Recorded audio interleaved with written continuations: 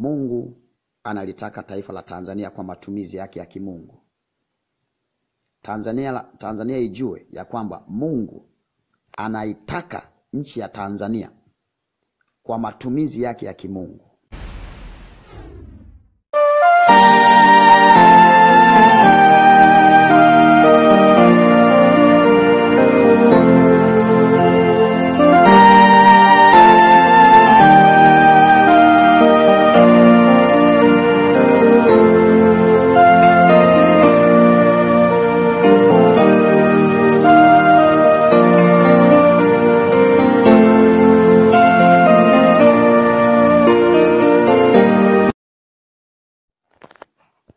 Shalom, shalom, taifa la Mungu. Popote pale mlipo, ninawasalimu kwa jina la Bwana na mkombozi wetu Yesu Kristo. Karibuni sana katika channel hii ya Siri za Ufalme wa Mungu, ambapo hapa Mungu amekuwa akitufunulia mambo mengi na makubwa ya usuyo ulimwengu mzima. Na leo tunakwenda kutazama siri iliyopo katika nchi ya Tanzania. Kichwa cha habari kinasema ijue Tanzania, nchi ya agano la mwisho. Kuna mengi watu wa Mungu ambayo tunatakiwa tuyajue kama zao la matunda kutoka Tanzania kuelekea popote pale duniani. Hivyo ni vyema ukafahamu ya kwamba baada tu ya taifa la Israeli kumkataa Mungu, kukataa zile sheria, kukataa maagizo ambayo Mungu amewapatia, Mungu akachagua taifa mbadala, liwe Yerusalemu mpya, iwe mji mpya. Taifa hilo ni Tanzania, taifa la nyakati za mwisho, taifa la agano la mwisho, agano la unyakuo. Hapa ndipo utukufu wa Mungu utaonekana katika nyakati hizi, katika zama hizi ambazo mimi na wewe tunaishi. Jicho lako litashuhudia, moyo wako utashuhudia. Israeli atasikia sauti hii kutoka mbali, kama maandiko yalivyokuwa yakisema. Mungu ameshafanya maandalizi ya kutosha katika nchi hii. Tangu misingi ya watawala wa mwanzo hata sasa, tunaona imepatikana amani tangu muda. Ni nchi ambayo haikumwaga damu, ni nchi ambayo watu wake ni wapole, ni nchi ambayo watu wake wanapenda amani. Ni kwa sababu Mungu alishaiandaa. Yapo mengi hata kwa kutazama tu unajua ya kwamba Tanzania ni nchi ambayo Mungu aliandaa. Hivyo tambua ya kwamba utukufu wa Mungu na uzungumzwa kama Mungu alivyosema katika kitabu kile cha Hagai sura ya 2 mstari wa 9 kwamba utukufu wa mwisho wa nyumba hii utakuwa mkuu kuliko ule wa kwanza. Utukufu utatokea hapa Tanzania na mjumbe wa agano atatokea hapa Tanzania. Tanzania itakuwa ni nchi tishio kama ilivyo Israeli hapo awali, kwa sababu nchi inayobeba agano haikuwahi kushindwa mbele ya maadui zao, haikuwahi kuanguka mbele ya maadui zao. Haijalishi ni kubwa kiasi gani, haijalishi ni ndogo kiasi gani. Kwa hiyo vitu vingi ambavyo Mungu aliviweka katika taifa la Israeli, ameviweka katika nchi hii sasa ya Tanzania katika jinsi ya roho. Amevihamisha hapa. Vingi watu ambao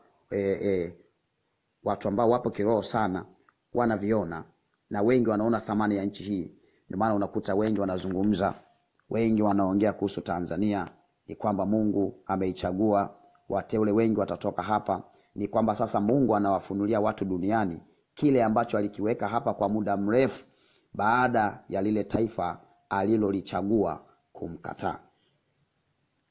Kwa hiyo fahamu kuwa mtu wa Mungu ni kwamba ni nchi ambayo pia imebeba agano. Sanduku la agano liko hapa. Haya ni mambo ambayo tutaendelea kufundishana taratibu. Unaposikia sanduku la agano, ni mtu, ni mamlaka ambayo iko chini ya mtu. Mungu ameiweka kwa mtu. Kwa hiyo sehemu ambako inakaa sanduku la agano inakuwa sio sehemu ya mchezo. Sio sehemu ya mchezo. Hekalu la 3 ambalo Waisraeli kule wanagombana na Palestina, waubomoe msikiti wa Al-Aqsa, ambako ndio pale palipojengwa hekalu la kwanza na la pili la Suleimani, wajenge la 3. Lakini Mungu hana mpango wa kujenga hekalu la 3 pale. Utukufu wa mwisho utaonekana katika nchi hii ya Tanzania. Ziko siri nyingi katika nchi ya Tanzania. Nimetangulia kukueleza haya ili tunapoelekea mbele ujue. Napoitaja Tanzania kama nchi ya agano la mwisho ujue. Napotaja mjumbe ametokea Tanzania ujue. Kwa sababu miongoni mwa vitu ambavyo Mungu amevihamisha ni pamoja na sanduku la agano kulileta hapa Tanzania.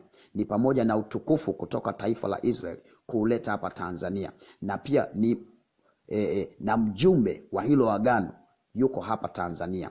Na wateule wengi ambao Mungu aliwatumia katika agano la kale watatokea hapa Tanzania. Kwa hiyo ni nchi ambayo ya makimbilio, ni nchi ambayo ni nyota kwa mataifa mengine popote pale duniani. Kwa hapa tutaona utukufu wa Mungu, tutaona kila sehemu, tutaona vitu vingi vinatokea hapa vikubwa vinatikisa dunia. Na kumbuka tangu kuanza kwa kubebwa sanduku la agano kwa Musa, wakaja wakina Joshua, wakina Daudi, baadaye pia nabii Samuel pia alibeba baada ya kukosekana mfalme. Hapakuwahi kushindwa, yani kwamba hapakuwahi kushindwa. Ilikuwa ni ushindi tu. Ndio sasa ujue kwamba taifa hili linakwenda kushinda kwa kila aliye mbele. Lakini tambua kitu hichi ya kwamba pamoja na haya yote Mungu analitaka taifa la Tanzania kwa matumizi yake ya kimungu.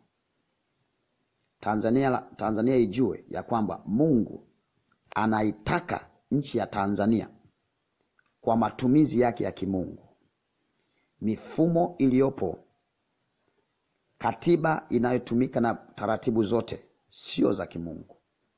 Wala hazimtukuzi Mungu, wala hazimtii Mungu, wala hazimheshimu Mungu. Zinamheshimu tu kwa maneno. Taasisi ambazo zinataka kusajili dini, taasisi ambazo zinataka kuzimiliki dini, kumiliki watu ambao Mungu amewatuma. Lakini Mungu anataka taifa hili kwa matumizi yake, na tayari limeshachukuliwa kiroho, lipo katika mikono ya mjumbe wa agano ambaye yuko hapa Tanzania. Kwa hiyo nakueleza mtu wa Mungu, unaishi Tanzania, unaishi popote pale duniani, tazamia utukufu wa Mungu kutokea Tanzania. Tazamia ukuu wa Mungu kutokea Tanzania.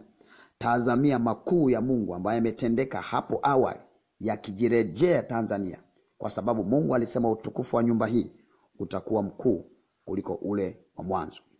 Nami ninafurahi kwa taarifa ya kwamba mjumbe wa agano hili Mungu amemteua kutoka hapa Tanzania, naye Mungu ametufunulia, naye tayari yupo kutenda kazi. Ni nabii Musa. Musa yule ambaye alikuwa akitenda kazi katika nyakati za kale, aliyewakomboa wana wa Israeli kutoka katika miungu chini ya mikono wa Farao. Mungu amemrudisha tena kulikomboa kanisa kutoka kwenye mikono ya wanyang'anyi ambao sasa ndo watawala na sheria za Mungu zipo chini. Mungu analitaka taifa hili na dunia nzima. Ni mjumbe ambaye Mungu amemtuma kuja duniani kote, kuja kila mahali, akitokea Tanzania, kuja kuwakusanya watoto wa Mungu katika kumjua na kumtumikia Mungu wa kweli. Ipo mifumo mingi sana imekuja ikieleza namna tofauti na Mungu alivyoeleza. Kwa hiyo nikukaribisha sana mahali hapa. Nimetangulia kusema haya machache ili usikie, ili ujue ya kwamba Tanzania sio tu taifa linalotawaliwa kidemokrasia, ni taifa ambalo umekuwa ukilisikia lina amani sana, lina ujumbe mwingi, lina upendo. Ni maandalizi ambayo Mungu amekuwa akiyafanya kwa muda mrefu kwa ajili ya utukufu wake. Na wakati wa utukufu huo umefika. Wakati wa agano limefika. Amelileta agano lake, lipo Tanzania. Halitashindwa tena. Kama alivyowahi kushinda siku zote, hata sasa anakwenda kushinda. Mjumbe wa agano nabii Musa yupo. Kwenye video inayofuata nitakueleza ni nani, ametoka wapi na yukoje. Nini kinafuata Tanzania? Nini kinafuata duniani?